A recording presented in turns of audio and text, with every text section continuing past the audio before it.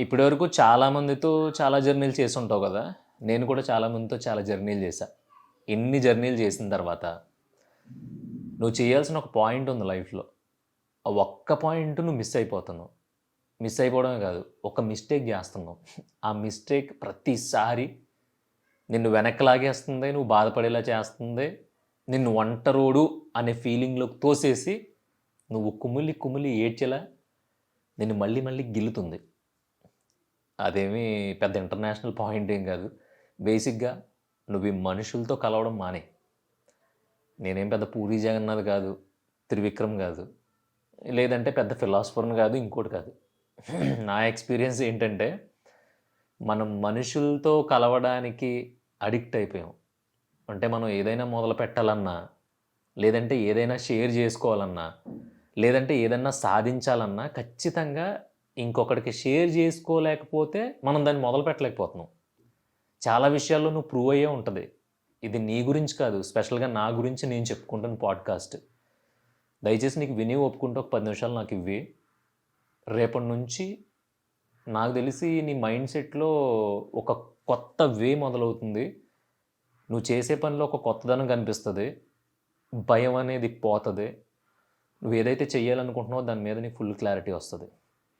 ఈ మనుషులతో తిరగొద్దు అని ఎందుకంటున్నానంటే, ఆళ్ళేదో మంచా, చెడ్డా, ఆళ్ళేదో రాక్షసులని, అసలు పక్కోడు మనల్ని ఇయన్నీ పక్కన పెట్టేసి అదంతా వరస్ట్ థింకింగు.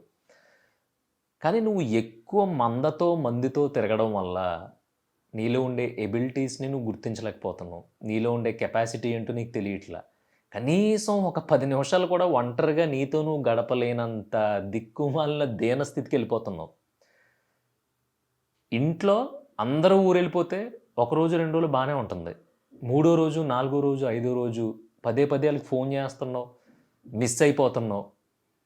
లేదంటే ఫ్రెండ్స్ అందరూ టూర్‌కెళ్ళిపోయారు. నువ్వు వెళ్ళలేని సిట్యుయేషన్‌లో ఊళ్ళోనే ఉండిపోయావు. నీకేం తోచట్లా ఆళ్ళక్కడ ఏం చేస్తన్నారు? అక్కడికి నేను ఎళ్ళుంటే బావుండేది. నేను మిస్ అయిపోయాను. నా జీవితం మొత్తం సంకనాగిపోయింది అన్న రేంజ్‌లో మైండ్‌లో ఆలోచనలొస్తున్నాయి. లేదు అప్పటిదాకా ఇన్ని రోజులు నీ మీద ఒకళ్ళు కేరింగ్ చూపించారు. నిన్ను చాలా జాగ్రత్తగా చూసుకున్నారు భద్రంగా. ఒక విలువైన వస్తువులా ట్రీట్ చేశారు నిన్ను. సడెన్‌గా టక్‌మని కట్ చేస్తే ఎందుకయిందో, ఏమైందో నువ్వేదో ప్రపోజల్ పెడితే నేనెలా అనుకోలేదు, నిన్ను ఇంకోలా చూసాను, అలా చూసాను, ఇలా చూసానని షట్ డౌన్ చేసేసి, ఛీ! నువ్వు ఇలాంటోడివి అనుకోలేదు, లేదంటే ఛీ! నువ్వు ఇలాంటిదానివి అనుకోలేదని లైఫ్‌లోంచి ఎళ్ళిపోయారు. ఎళ్ళిపోయిన ప్రతిసారి అదే కేరింగ్ గుర్తొస్తుంది. ఏదో కోల్పోయినట్టు అనిపిస్తుంది. ఏదో పోగొట్టేసుకున్నట్టు అనిపిస్తుంది. కింద మీద పడిపోతున్నాం. అసలు దాంట్లోంచి బయటికి రాలేకపోతున్నాం. ఇదంతా జరగడానికి ఇయన్నీ మొదలు కావడానికి, ఈ విత్తనం పడడానికి మెయిన్ రీజన్ ఏంటంటే, నువ్వు మనుషులకి అలవాటు పడిపోయావు పుట్టినప్పటి నుంచి. ఇప్పుడు చిన్న పిల్లలుంటారు. ఆళ్ళకి రెండో నెల, మూడో నెల, ఐ థింక్ నాలుగో నెల దాకా చుట్టూ ఎవరు లేకపోయినా ఫరక పడదు. ఆడు గాల్లోకి చూసుకుంటా ఆడుకుంటా ఉంటాడు. కాళ్ళు, చేతులు తన్నుకుంటా ఉంటాడు. ఏదన్నా లైట్ కనిపిస్తే నవ్వుతూ ఉంటాడు. ఏదన్నా ఎగురుతూ ఉంటే దాంతో ఆడి భాషలో మాట్లాడుతూ ఉంటాడు. కానీ ఎప్పుడైతే మనుషుల్ని గుర్తుపెట్టడం మొదలుపెడతాడో, ఎప్పుడైతే ఐడెంటిఫై చేస్తాడో, ఎప్పుడైతే ఆడికి ఊహ తెలుస్తుందో, అప్పటినుంచి దరిద్రాలన్నీ స్టార్ట్ అయిపోతాయి. ఆడి పక్కన ఎవడన్నా లేకపోతే ఏడవడం మొదలుపెడతాడు. ఆడిని ఎవడో ఒకడు ఆడించకపోతే, ఆడు అసల ఆటనే మర్చిపోతాడు. ఎవడో ఒకడు ఆడిస్తేనే ఆట అనుకునే భ్రమలో పడిపోతాడు. తర్వాత నెక్స్ట్ స్టేజ్ ఏంటంటే, గుర్తుపట్టడం మొదలుపెడతాడు. అమ్మ, నాన్న, తాత, అత్త, నాన్న ఇయన్నీ గుర్తుపట్టిన తర్వాత కేవలం ఈళ్ళుంటేనే సెక్యూర్‌గా ఫీల్ అవుతాడు. ఈళ్ళెప్పుడైతే ఎక్కువ సేపు కనిపించలేదో ఏడవడం మొదలుపెడతాడు. అంతకుముందు ఎవ్వడు లేకపోయినా ఒక గోను సంచి మీద పడుకోబెట్టేసినా ఆడుకుంటూ కేవలం ఆకలేస్తే మాత్రమే ఏడ్చే పిల్లోడు, ఆడికెప్పుడైతే మనిషి, ఈడు మనలాంటోడు, ఈళ్ళందరూ ఉంటేనే ఇది అనే ఒక ఫీలింగ్ స్టార్ట్ అయిపోయిందో, ఒక అటాచ్‌మెంట్ స్టార్ట్ అయిపోయిందో, అక్కడి నుంచి ఆడి ప్రతి ఏడుపు నన్నెవడో ఆడించట్లేదు, నన్నెవడో పట్టించుకోవట్లేదు, నన్నెవడో ఎత్తుకోవట్లేదు, అమ్మో! నాకు తెలియనోళ్ళెవరో నన్ను ఎత్తుకొని తీసుకెళ్ళిపోతున్నారు, నాకు తెలియనోళ్ళ ఫేసులు చూసి నాకు భయమేస్తుంది. ఇలాంటి రకరకాల ఫీలింగ్‌తో చిన్నప్పటి నుంచే మనం మనుషులకి అడిక్ట్ అయిపోయాం. నీకు అర్థమైందో లేదో? నేను చాలా డీప్‌గా ఆలోచించాను నిన్న రాత్రి దీని గురించి. ఎందుకంటే నాకు కూడా ఒక వీక్‌నెస్ ఉండేది. ఏదన్నా మొదలు పెడదాం అనేటప్పటికి పలానోడు ఫోన్ చేసి, "అరేయ్! నేను ఇది స్టార్ట్ చేస్తున్నాను ఎలా ఉంటదంటావు? ఏదోటి చెయ్యాలిరా దీని మీద కానీ ఆలోచనలు రావట్లేదురా" అని నాకుండే భయాన్ని చంపుకోవడం కోసం నేను అవతలోడితో మాట్లాడేవాడిని. అలా ఎవడో ఒకడికి ఫోన్ చేయకపోతే నాకు కుదురుండేది కాదు. లేదనుకో నేనేమన్నా ఖాళీగా ఉన్నాననుకో, ఎవరినో ఒకరిని కలిసాలి ఎళ్లి. ఎవరినో ఒకరిని వెంటనే కలవాలి ఎళ్లి. ఏదో రూమ్‌కెళ్ళడమా, లేదంటే వేరే వాళ్ళని కలవడమా. ఇది ఒక వ్యసనంగా వ్యసనం అయిపోయిందనమాట. ఇంట్లో ఉండేవాడిని కాదు అసలు. ఎందుకంటే ఇప్పుడు అక్కడికెళ్ళకపోతే నాకు ఏదో మిస్ అయిపోయిన ఫీలింగు లేదంటే ఓనియమ్మ ఎళ్ళాలి కదా! దాన్నేమంటారు చేతులు నలిపేసుకోవడం అంటారు కదా! ఏదో ఎంప్టీగా అనిపిచ్చేసి ఫీలింగ్ వచ్చేస్తది. కానీ గత 2 సంవత్సరాల నుంచి అవన్నీ వదిలేసి ఎంత వీలైతే అంత ఒంటరిగా గడపడం. ఎంత వీలైతే అంత నాతోనే స్పెండ్ జేయడం. ఎంత వీలైతే అంత అసలు నేనేం జేయాలనుకుంటున్నాను అనే దాని గురించి ఆలోచిస్తా ఉంటే, సన్నాసి ఎదవా! నన్ను నేను తిట్టుకునే మాటలు. ఎంత టైం వేస్ట్ చేస్తున్నావో తెలుసా? ఇంకా టైం వేస్ట్ చేస్తున్నాను నేను. ఇంకా అటాచ్‌మెంట్స్ కోసం లేదంటే ఇంకా ఏ ఎక్స్‌పెక్టేషన్స్ కోసం నేను ఇంకా టైం వేస్ట్ చేస్తున్నాను అనే రకరకాల ఫీలింగ్‌లొస్తాయన్నమాట ఒక్కోసారి. అంటే ఏంటంటే ఒకళ్ళతో కలవడం టైం వేస్ట్ అని నేను అనట్లా.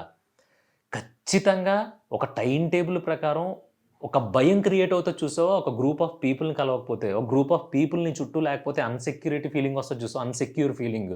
ఆ ఫీలింగ్స్ అన్నీ పెట్టుకున్నావు అంటే మాత్రం లైఫ్ ఏదో గడిచిపోద్దంతే. మేబీ హ్యాపీగా గడవచ్చు. నీకు ఏ లోటు లేకపోవచ్చు. తినడానికి లోటు లేకపోవచ్చు. ఉండడానికి లోటు లేకపోవచ్చు. హ్యాపీగా బిందాస్‌గా ఎళ్ళిపోవచ్చు. ఇదే కదా లైఫ్ అని నువ్వు అనుకుంటావేమో. అదే లైఫ్ అని నువ్వు అనుకుంటే మాత్రం అసలు బేసిక్‌గా నువ్వు దేని గురించి ఆలోచించాల్సిన అవసరం లేదు. కానీ గుర్తుపెట్టుకో, ఏ కాలంలో అయినా శృంగారాన్ని ఎంజాయ్ చేసేది మనిషొక్కడే. ఆడికి కాలంతో, టైంతో, ప్రదేశంతో దేనితోని సంబంధం ఉండదు. అంత ఫ్లెక్సిబిలిటీ దేవుడు నీకిచ్చాడు. ఏదన్నా కావాలి అంటే నాకిది కావాలి అని చెప్పగలిగే జ్ఞానాన్ని మనిషికి మాత్రమే ఇచ్చాడు.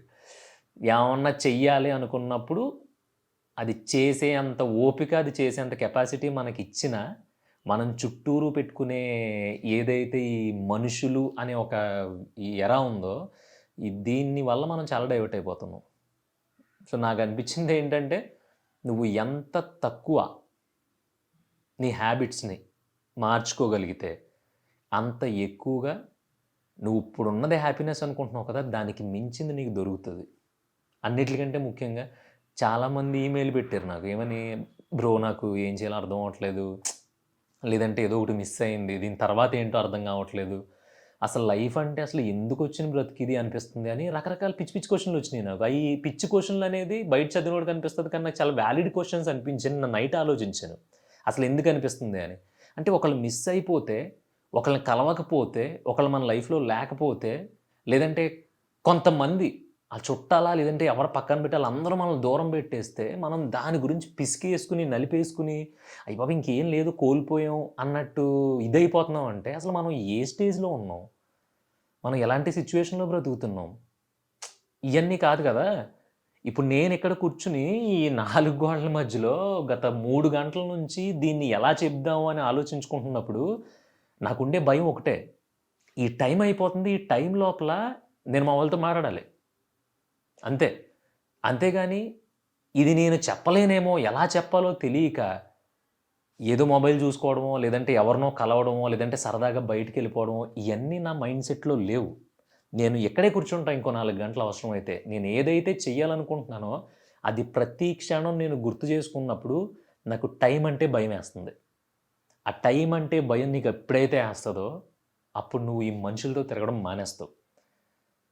నీకొక అవసరం లేకుండా, నువ్వొక నాలెడ్జ్ పెంచుకోవడానికి కాకుండా, ఎప్పుడో సరదాకి కాకుండా, ప్రతిరోజు నువ్వు కొంతమందితో కూర్చొని, అక్కడ విలువ నీకుందా? అక్కడ విలువిస్తున్నారా? లేదంటే అక్కడికెళ్ళడం వల్ల నువ్వేం నేర్చుకుంటున్నావో అనేది తెలియకుండా ప్రతిరోజు నేను చెప్పేది ప్రతిరోజు, ప్రతి పూట గనక నువ్వు మనుషుల్ని కలుస్తున్నట్టయితే, అది కొన్నాళ్ళకి నిన్ను చాలా, చాలా, చాలా ఎమోషనల్‌గా మార్చేసి, కొన్ని రోజుల తర్వాత ఎప్పుడేం జరుగుతదో ఎవడు చెప్పలేం. ఏ కారణం చేతైనా నిన్ను వాళ్ళు కలవలేకపోయినా, వాళ్ళతో నువ్వు కలవలేకపోయినా, నీ బుర్ర పనిచేయదు.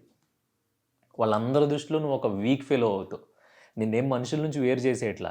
రోజు ఫ్రెండ్స్‌ని కలవద్దు, లేదంటే నువ్వసలు ఎక్కడికి ఎళ్ళొద్దు. మనుషుల్ని చూడగానే ఇలా ఆది మనిషి, ఆది మానవుడిలాగా ఇలా దంకోలు పట్టుకొని ఇలా చూడమని నేను చెప్పట్లా.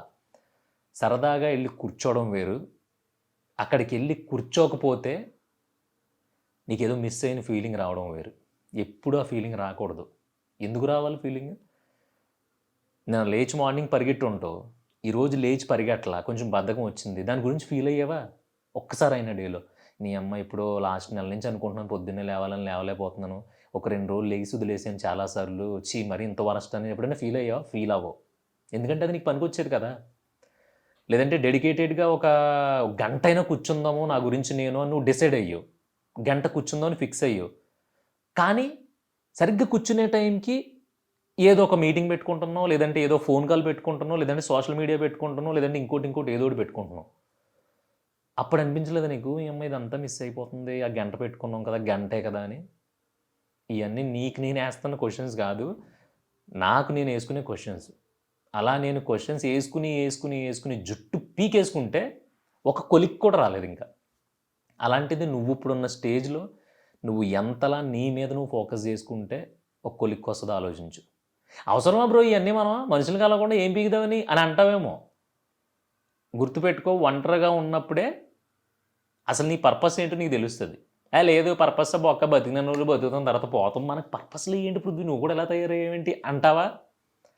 ఓ టైం వస్తుంది, ఆ టైంలో అమ్మ బాబులు ఉండరు, ఆ టైంలో మనకంటూ జస్ట్ ఇలా చెయ్యి జస్ట్ ఇలా ఊతం ఇచ్చేవాడు ఉండడు. అప్పుడు నీ పర్పస్ ఏంటో నువ్వు తెలుసుకుని నీ ఏజ్ నీకు కోఆపరేట్ చేయనప్పుడు, నీ చుట్టూ అసలు మొత్తం చీకటిగా ఉన్నప్పుడు, అసలు నేను ఎందుకు బతుకుతున్నాను, నేను ఏం చేస్తున్నానో అనే ఒక ఫీలింగ్ వచ్చినప్పుడు, అప్పుడు నువ్వు పీకిదేం ఉండదు. ఇప్పుడు ఏదైతే చేస్తున్నావో, అప్పుడు ఏ సిచ్యువేషన్లో అయితే ఉన్నావో ఆ సిచ్యువేషన్లో మూసుకుని ఉన్న 20 సంవత్సరాలు అయితే 20 సంవత్సరాలు, 30 అయితే 30 గడిపేయడమే. నాకు తెలిసి మన కమ్యూనిటీలో, అంటే మన వీడియో చూసే వాళ్ళందరిలో మోస్ట్లీ 15 ఇయర్స్ నుంచి మొదలుపెట్టి 35 ఇయర్స్ 40 ఇయర్స్ మధ్యలో ఉన్న వాళ్ళు ఎక్కువ మంది ఉన్నారు. సో ఇప్పటికైనా మించిపోయింది లేదు. కొంచెం జనాన్ని అవాయిడ్ చేయి. శత్రుత్వం పెట్టుకోమంటల్లా, శత్రువుల్లా చూడమంటల్లా. నువ్వు అందరితో కలిసి వెళ్ళిపోకు అంటున్నా.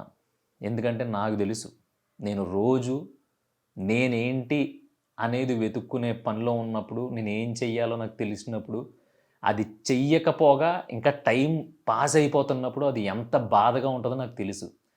గత 5 సంవత్సరాల ముందే నాకు ఇలాంటి నాలెడ్జ్ లేదంటే ఇలాంటి ఒక మైండ్ సెట్ వచ్చి ఉంటే అట్లీస్ట్ నేను కొంచెం బెటర్గా ఉండేవాడినేమో అని ప్రతిసారి బాధపడతా. సో ఆ బాధ నువ్వు పడకూడదని ఇది చెప్తున్నా. చాలామంది ఎలా ఉంటుందంటే ఒక ఇద్దరు ఫ్రెండ్స్ కూర్చున్నప్పుడు, లేదంటే ఇద్దరు పెద్దనాన్న కొడుకు కూర్చున్నప్పుడు, లేదంటే తండ్రి కొడుకులు కూర్చున్నప్పుడు, లేదంటే ఒక మంచి పర్సన్తో కూర్చున్నప్పుడు ఇలాంటివి మాట్లాడుకోరు.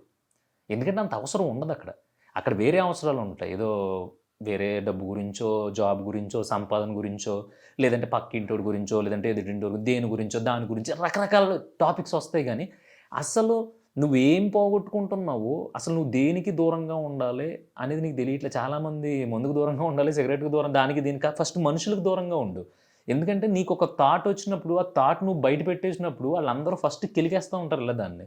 ఆ థాట్ నువ్వు బయట పెట్టక్కల్లా, నీకు ఒక ఆలోచన వచ్చి అది ఫామ్ అవుతుంది, అది ఒక మంచి ఐడియాగా నీ మైండ్లో ఉందనుకున్నప్పుడు ఎవడొకడు వస్తాడే బాధ అక్కడికి మొత్తం మిరగబజ్జి ఉల్లిపాయ కోసు నిమ్మకాయ అది పిండి అన్నీ పెట్టిస్తారు, చాలా బాగుంటుంది, ఉష్మటాక్ ఎగిరిపోయింది అది. నిమ్మకాయ రసం, కోసిన బజ్జి, ఉల్లిపాయ ముక్కలు చంపేసినాయి నీ థాట్ని. అలా నా దగ్గర చాలా థాట్స్ చచ్చిపోయినాయి. నన్ను ఎవడో చెడగొట్లా, నేను చెడిపోయాను బేసిక్గా. ఎందుకంటే నేను టక్మన్ అంత అవైలబిలిటీలో ఉండి, నేను అంత అందుబాటులో ఉండడం వల్ల పాపం ఆడి పిలిచాడు. లేదంటే ఆడికి నాకు శత్రుత్వం లేదు, నాకు ఫ్రెండ్స్ అంటే చాలా ఇష్టం. కానీ నిన్ను నువ్వు ఐసోలేట్ చేసుకో, నిన్ను నువ్వు దాచుకో, నిన్ను పొదుపు చేసుకో. నిన్ను ఎప్పుడైతే నువ్వు పొదుపు చేసుకుంటావో, నిన్ను నువ్వెప్పుడైతే వాల్యుబుల్ థింగ్గా ట్రీట్ చేస్తావో, అప్పుడు ఖచ్చితంగా నువ్వేం చెయ్యాలి అనేది నీకు తెలిసిపోద్ది. లైఫ్లో ముందుకెళ్ళే కొద్దీ రిగ్రెట్ ఫీల్ అవ్వకూడదంటే దయచేసి మళ్ళీ చెప్తున్నా, నిన్ను నువ్వు పొదుపు చేసుకో. చాలా విలువైనోడు నువ్వు, నేను చెప్తున్నాను కదా. ఆ విలువని నువ్వు అనవసరంగా ఆరు బయట పెట్టేయడం వల్ల, అది నీకు తెలియపోవడం వల్ల అనవసరంగా ఇప్పటికే చాలా రోజులు వేస్ట్ అయిపోయినాయి. ఒకళ్ళు లేకపోతే ఏది ఆగదు, గుర్తుపెట్టుకో. నువ్వు లేకపోతే నీ కంపెనీ ఆగదు. నువ్వు లేకపోయినంత మాత్రాన నీ ఫ్రెండ్స్, లేదంటే నీ రిలేటివ్స్, వీళ్ళందరూ వాళ్ళ పనులు వాళ్ళు చేసుకోవడం మానరు. నువ్వు లేకపోయినంత మాత్రాన ఇక్కడ ఊగే చెట్లు, వీచే గాలి అన్నీ ఆగిపోవు. నువ్వు ఏమీ తోపు కాదు, ఫస్ట్ అది గుర్తుపెట్టుకో. నువ్వు ఏంటి అనేది నీకు తెలియాలంటే మాత్రం నువ్వు పొదుపు చేసుకోవడం మొదలుపెట్టు. నిన్ను నువ్వు చాలా చాలా చాలా సెక్యూరిటీ క్రియేట్ చేసుకో నీ మైండ్ సెట్తో. ఒక ఐడియా రావట్లేదంటే ఎందుకు వస్తుంది? నీ చుట్టూ అన్ని వ్యసనాలు ఉన్నప్పుడు ఫస్ట్ పక్కన కలవడం వ్యసనం, తర్వాత నీ ఫోన్ వ్యసనం, తర్వాత ఏదో ఒకటి తినడం ఎప్పుడు బర్రెలాగా అదో వ్యసనం. ఇవన్నీ వ్యసనాలే. ఇవన్నీ కాకుండా నీ పొట్టని, నీ నోటిని, నీ కంటిని ఒక 4 గోడల మధ్యలో ఒక అరగంట బంధించుంచు. నీ మైండ్లో కొన్ని వేల ఆలోచనలు వస్తాయి, కొన్ని వేల మెమొరీస్ గడిచిపోయినవి గుర్తొస్తాయి, కొన్ని వేల అవమానాలు గుర్తొస్తాయి, కొన్ని వేల సవాళ్ళని ముందు తిరుగుతూ ఉంటాయి. నీకు తెలియదేమో, ఎందుకంటే నువ్వు మర్చిపోయావు. నువ్వు చాలా బిలో మిడిల్ క్లాస్ నుంచి వచ్చావు. ఏదో ఫస్ట్ 1000తోనో 5000తోనో 10,000తోనో మొదలుపెట్టావు. ఇప్పుడు ఏదో ఒక చిన్న బేస్ క్రియేట్ చేసావు. ఆ బేస్ని నువ్వు పెద్ద స్టేజ్లో ఫీల్ అయిపోయి అక్కడ నుంచి తొడగొడుతున్నావు. కానీ అది నీ స్థాయి కాదు. నీ స్థాయి ఇంకా పెద్దది ఉంది. అది నీకు తెలియాలంటే చెప్తున్నాం కదా, నువ్వు పొదుపు చేసుకుని నువ్వు కూర్చోగలగాలి. అలా కూర్చోనంతసేపు, మనుషులకి దూరంగా ఉండనంతసేపు నువ్వు మనుషుల్లో కలిసిపోయి ముందుకెళ్ళిపోతావు అంతే. లేదు బ్రో మనకి ఇవన్నీ పడవు, ఏం మాడుతున్నావు నువ్వు అని నువ్వు అంటావా? అలా అని ఫలం అయితే నీకంటూ ఫేవరెట్ హీరో ఉండకూడదు, నీకంటూ ఫేవరెట్ మూవీ ఉండకూడదు, నీకంటూ నచ్చిన మనుషులు ఉండకూడదు, నీకు ఒక రోల్ మోడల్ ఉండకూడదు, అసలు నీ లైఫ్కే నేను ఇది చెయ్యాలనే టార్గెట్ ఉండకూడదు. ఇలాంటి లక్షణాలు నీకు లేనట్టయితే మాత్రం హ్యాపీగా నువ్వు అనుకున్నట్టు మనుషులతో బ్రతికి. ఒక పచ్చి నిజం చెప్తా, దీంతో కంప్లీట్ చేస్తా. అందరూ నాకు ప్రభాస్ ఇష్టం, అల్లు అర్జున్ ఇష్టం, రామ్ చరణ్ ఇష్టం, పవన్ కళ్యాణ్, అందరూ మంచి మంచి రకరకాల ఎన్టీఆర్ గారు, ఇలా మొత్తం వీళ్ళ పేర్లు అందరి పేరు చెప్తారు కదా.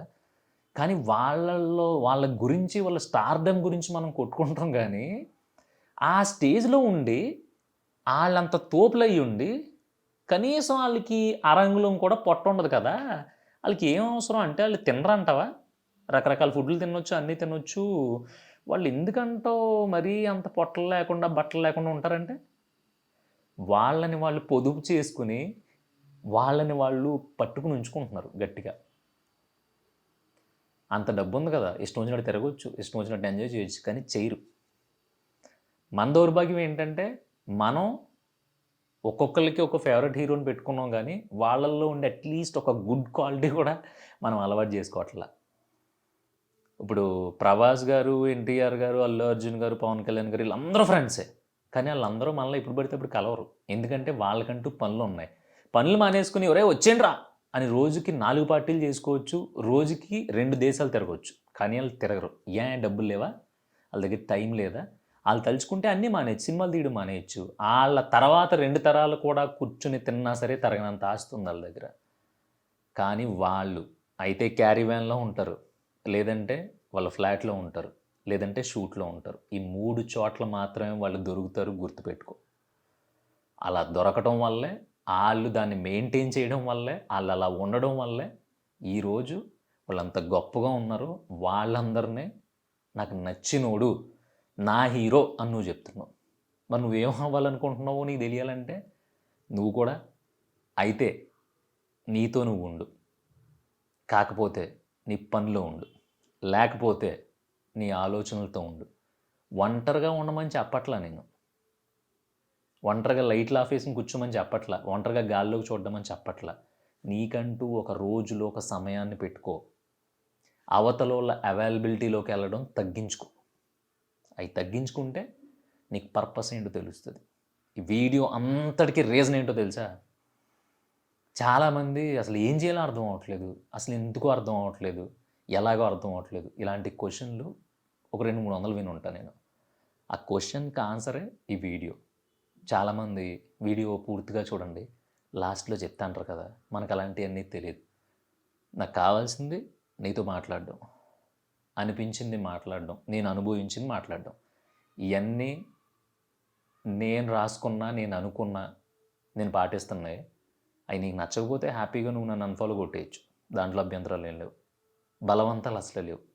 అందుకని నువ్వు తెలుసుకోవడానికి, ఆ మనుషులతో దూరంగా ఉండడానికి అట్లీస్ట్ ఒక వారం రోజులైనా ప్రయత్నిస్తామని అనుకుంటున్నాను. పెద్దగా ఆశలు ఏం లేవు, కానీ అనుకుంటున్నాను అంతే.